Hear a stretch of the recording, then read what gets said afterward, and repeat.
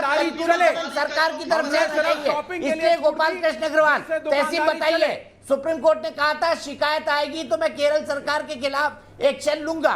क्या आप जाएंगे सुप्रीम कोर्ट? बताइए, आप तो जाते रहते हैं सुप्रीम कोर्ट, जाएंगे केरल सरकार के खिलाफ की गलत किया इन्होंने? देखिए केसेस बढ़ गए।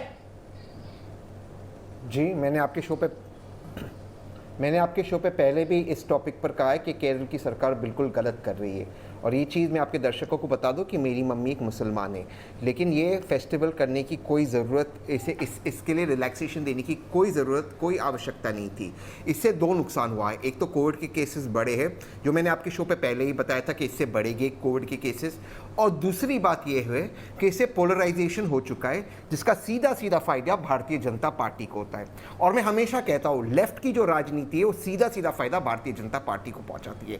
कांग्रेस एक मिडिल पार्टी है, लेफ्ट इस तरह की राजनीति करती है और भाजपा राइट की राजनीति करती है, और इन दोनों के बीच भारत पीछे जा रहा है। तो लेफ्ट से हमें दूरी बनानी है, ठीक उसी तरह जैसे भारतीय जनता पार्टी से हमें दूर रहना है। दूसरी चीज, आपके शो पे आदरणीय पत्रकार जी कह रहे थे कि उनके पास डेटा है, डेटा का सोर्स विवेक जी ने उनको बिल्कुल 2004 से 2009 में दूरी बनाई थी कि सरकार बना ली थी?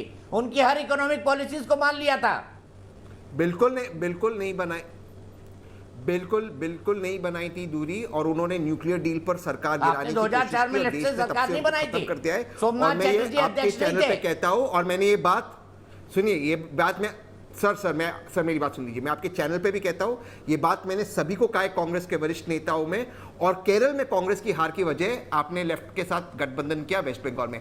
अगर कांग्रेस को 2024 में यूनियन गवर्नमेंट बनानी है, जो मैं मानता हूं बना सकते हैं, और आदरणीय राहुल जी या प्रियंका जी प्रधानमंत्री बन सकते हैं, तो लेफ्ट से दूरी आपको बनानी होगी, क्योंकि देश लेफ्ट को रिजेक्ट कर रहा है। लेकिन लेफ्ट से जितना खतरनाक राइट है। अब आपके शो पे जो पत्रकार भाई साहब हैं, उनकी मैं बहुत इज्जत करता हूं, मैं उनसे प्रश्न पूछना चाहता हूं। विवेक जी बिल्कुल सही कह रहे हैं, आपके पास धर्म के बेस पर आंकड़े कैसा है, कितने मुसलमान कोविड से पीड़ित हैं? क्योंकि लव अग्रवाल, मैं उनको कोट कर रहा हूं, और आपके भी पत्रकार जाते हैं लव अग्रवाल के प्रेस कॉन्फ्रेंस पे, लव अग्रवाल का स्टेटमेंट है, we do not segregate data of covid cases, positive covid cases based on religion. मतलब हम धर्म के आधार पर कोविड की 19 केसेस को आज तक सेग्रीगेट नहीं किया। ये भारत की ऑफिशियल पॉलिसी है। ये पॉलिसी कब चेंज हुई? आपके आंकड़े के सोर्स आप विवेक जी और न्यूज नेशन पे बता दीजिए, क्योंकि आप एक बहुत वरिष्ठ पत्रकार है और आप झूठ नहीं बोल रहे। तो आप आंकड़े बता दीजिए, वरना माफी मांगिए।